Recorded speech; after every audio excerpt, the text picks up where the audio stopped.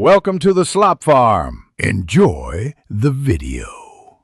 In this video, I will show you how to make barbecue sauce for Isaw. We'll dive into creating a delicious, homemade sauce that perfectly complements your grilled favorites. This guide will walk you through selecting the right ingredients and mastering the simple preparation steps.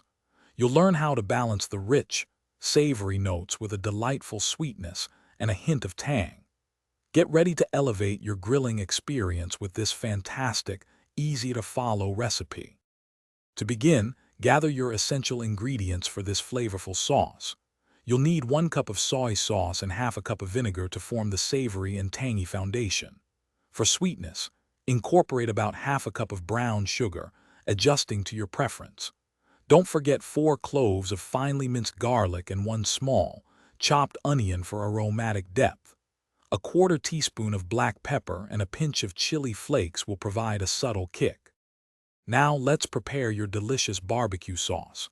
First, combine the soy sauce, vinegar, and brown sugar in a medium saucepan. Stir these ingredients well until the sugar fully dissolves.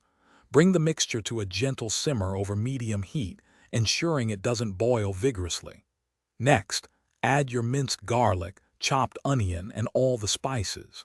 Continue to simmer for about 15 to 20 minutes, allowing the flavors to meld and the sauce to slightly thicken to a perfect consistency. To perfect your sauce, always taste and adjust the flavors. You might want to add a little more sugar for sweetness or a splash more vinegar for tang.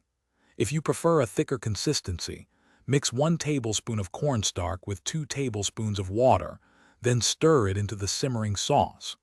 Once cooled, transfer your homemade barbecue sauce to an airtight container. It will stay fresh and delicious in the refrigerator for up to 2 weeks, ready for your next grilling session. Thanks for watching. Consider subscribing if we helped you today.